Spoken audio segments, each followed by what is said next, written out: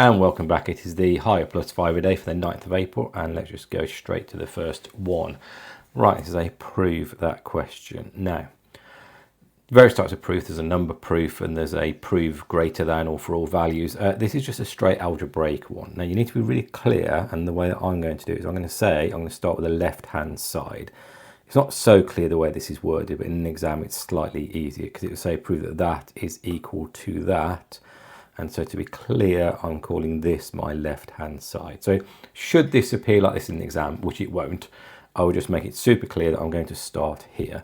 And what you need to do is you basically need to do some maths to turn the left into the right. So let's just do that. So that's going to be n plus 3 squared minus n plus 5 all squared. Now, because this is the point of the question, you need to do some pretty clear algebra here. You can't just be jumping steps.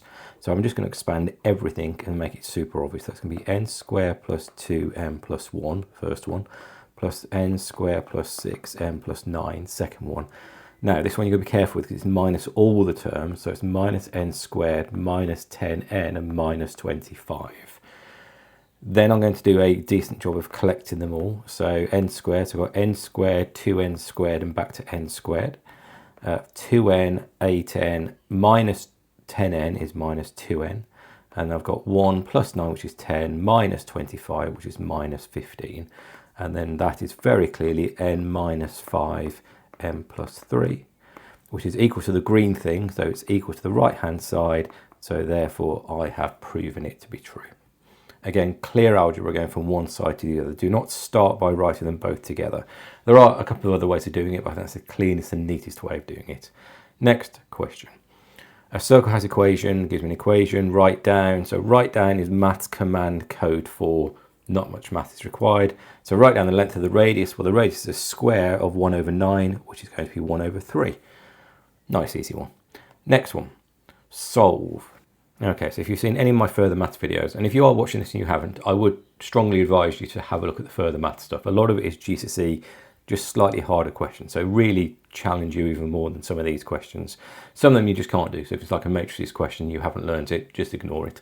Either way, if you've seen any of my videos, you'll know that I think factorising is often a good step, or at least give it a go to start with. And it's a good skill to learn anyway when you're not in the exam, because when you get in the exam, you'll be better at it. First thing I would notice, I've got a minus here and a plus here, which means I know that both of these must be minus. The other thing I notice is 7 can only be made up of a 7 and a 1, because that's the only factors of 7, it's a prime number. So really the question is, how am I going to divide my 6? Is it going to be 1 and 6, or is it going to be 2 and 3? Now, this is basically where it's a bit of clever guessing. If I start with 6 and 1, I know 1 times, which way around am I doing it? I'm doing it the way around actually. So if I put the 6x here, I know 6x times 1 gives me minus 6x. And if I put the x here, I know that minus 7x times x is minus 7x, and 6 and 7 is 13, and I've got the right answer. Now, if you saw that and you thought, I've got no idea how we did that, don't worry, because you get better at doing it. It's just practice and doing a lot of them. And obviously I've done this job for a while, but there is some intuition as to how this is going to work. Anyway, point is, quadratic inequality. I know that's less than 0, so my critical values are 7 over 6 and 1. Always, always sketch it. So if I draw my sketch, 7 over, 1 is here and 7 over 6 is here, because 7 over 6 is bigger than 1. And then I want all values that are less than 0, but not including. So I want all values that are between those 2 points. So in other words, my answer is 1 is less than, or x is greater than 1, which is less than 7 over 6. I'm not doing the less than equals because I'm doing whatever this sign is here. That's it. Question done. Oh, actually, sorry, before I move on, I just want to be clear. What I mean by whatever that sign is, that's not a less than equals to, so therefore this isn't a less than equals to. That's what I mean. I don't mean it's the same sign. Anyway, continue. Next step. Shown below is a swimming pool. Okay, I've seen a question like this before. I think I know where this is going, but let's do it anyway. The swimming pool is full of water, so it's a volume question. Kavanagh begins to empty the swimming pool at a constant rate. The level of the water goes down by 5 centimetres in the first 20 minutes. Work out how long it takes. So this question is basically saying, what's the volume? How much is lost in 20 minutes? And therefore, how many lots of 20 minutes will I need? Let's start with doing the volume. So the volume of this prism is going to be the area of the face, which is going to be a half, times the height, which is 25, times the sum of the parallel sides, which is 1 plus 2.4.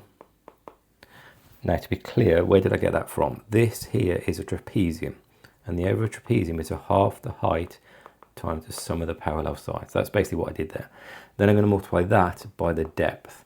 So some of these numbers are a bit strange, but that's fine. Let's put it in my calculator anyway. So it's 0.5 times 25 times 3.4 times 12, which gives me 510 meters cubed of water. So that's how much water I have in the swimming pool when it is full. Then it tells me I'm going to lose 5 centimeters. Now this is where this question is quite clever, because 5 centimeters, if I draw the top, obviously I'm going to lose the top 5, that is not going to get into the sort of the slopey bit. It's just a bit at the top. In other words, this is a cuboid, and the area of that cuboid is going to be, so I'm going to put volume of cuboid, is going to be 5 centimeters, in meters is 0.05, times by 12 times by 25. In other words, it is this cuboid here. If I get my calculator again, so work out what that is, so that's 0.05 times 12 times 25, that gives me 15 meters cubed. So in 20, let's write it first. So in 20 minutes, I've lost 15 meters cubed. So in 1 hour, I'm going to lose, well, 20 minutes is 15 meters, so 3 of those is an hour, so I'm going to lose 45 meters cubed.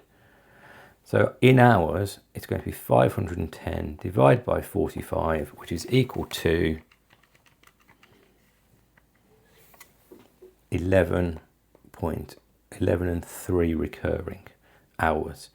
Now it doesn't say how to answer the question here, so I'm going to assume answering it in hours and minutes is fine. So I'm going to say that's the same as 11 hours, a third of an hour is 20 minutes, so 11 hours and 20 minutes. And that's question done. And that is indeed it for today. A good mix of questions today. I like all of those. Proof 1, very easy to lose marks because you're not demonstrating full rigour. Circle 1's not too bad. The solving quadratic inequalities is just one of those you need to get good at. Easy marks in the exam and a nice little problem question at the end. Let me know how you did. As ever, do like and subscribe, and I'll see you for the next one. Thanks all.